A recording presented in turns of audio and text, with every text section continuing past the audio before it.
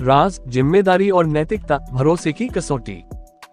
प्रिय साथियों, आज मैं आप सबके समक्ष एक ऐसे विषय पर अपने विचार रखने आया हूं, जो देखने में बहुत साधारण लगता है, परंतु हमारे सामाजिक जीवन, मानवीय संबंधों और नैतिक मूल्यों को गहराई से प्रभावित करता है।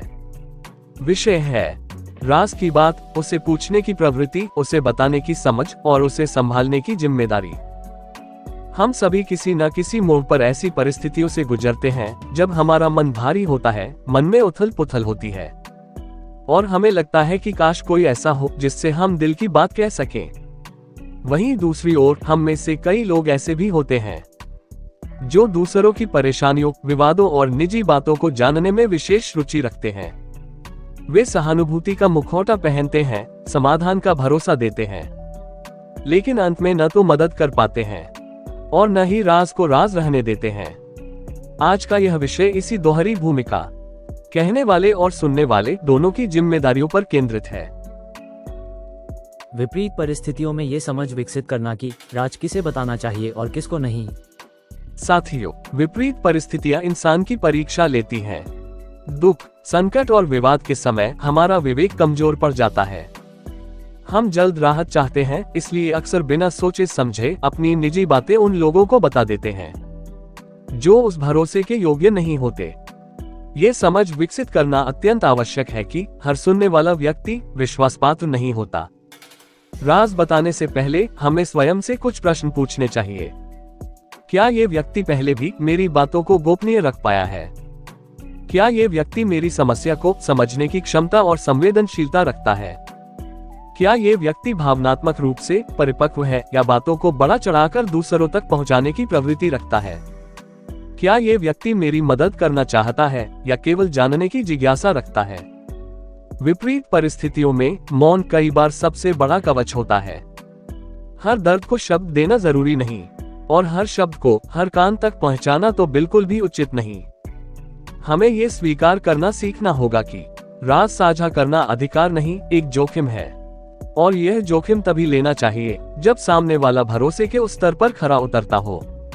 जिम्मेदारी के साथ राज को राज ही रखने की समझ। अब मैं उस पक्ष पर आता हूं जो अक्सर अनदेखा कर दिया जाता है, सुनने वाले की जिम्मेदारी। जब कोई व्यक्ति हम पर भरोसा करके अपनी निजी बात, अपना दुख या अपना विवाद हमारे सामने रखता है, तो वह हमें सिर्फ जानकारी नहीं देता, वह हमें अपनी कमजोरी सौंपता है। उस समय हम न्यायाधीश नहीं होते, हम दर्शक नहीं होते और न ही कहानी सुनने वाले श्रोता।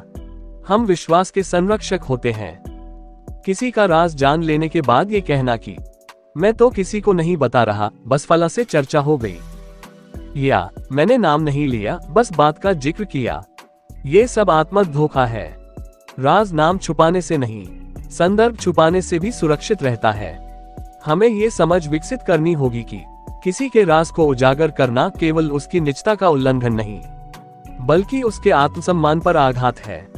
जो व्यक्ति किसी का राज दूसरों को बताता है, वह दरअसल ये घोषणा करता है कि वह भरोसे के योग्य नहीं है। समाज में रिश्ते शब्दों से नहीं, विश्वास की चुप्पी से टिके रहते हैं।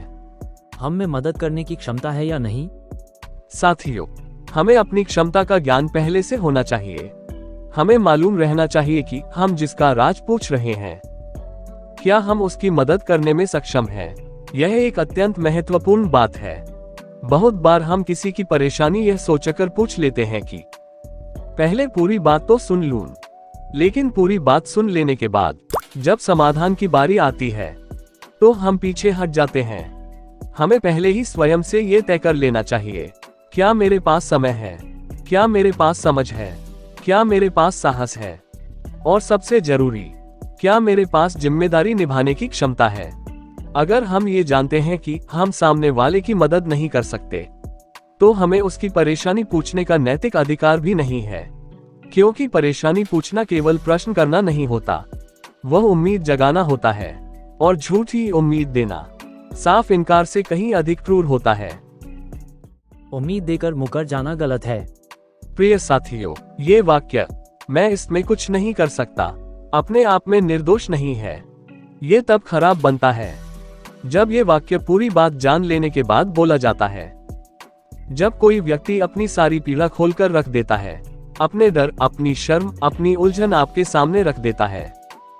और तब आप कहते हैं, अब इसमें मैं क्या कर सकता हूँ? तो ये केवल असहायता नहीं, ये नैतिक विफलता है। ऐसा कहना सामने वाले को दोहरा आघात देता है।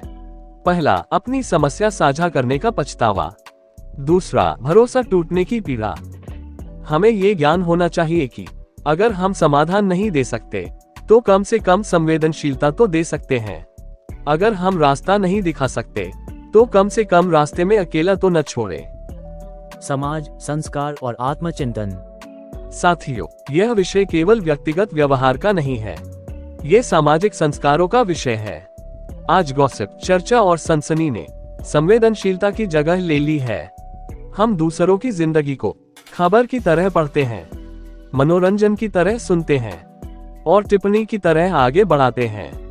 हमें ये याद रखना होगा कि हर कहानी सुनाने के लिए नहीं होती, कुछ कहानियां संभालने के लिए होती हैं। हमें अपने भीतर यह आत्मचिंतन विकसित करना होगा। क्या मैं सुनने के बाद चुप रह सकता हूँ? क्या मैं किसी की कमजोरी को हथियार नहीं बनाऊंगा? क्या मैं समाधान न दे पाने की स्थिति में भी सम्मान दे पाऊंगा? अगर इन प्रश्नों का उत्तर नहीं है तो बेहतर है कि हम किसी का राज जानने की कोशिश ही न करें। और अंत में बस इतना ही मित्रों, राज की बात केवल शब्दों का विषय नहीं है, ये संवेदना, नैतिकता और जिम्मेदारी का विषय है। राज बताने वाले को विवेक चाहिए और राज सुनने वाले को चरित्र। जहां विवेक और चरित्र मिलते हैं वहां विश्वास पनपता है, और जहां विश्वास पनपता है वहां समाज मजबूत होता है।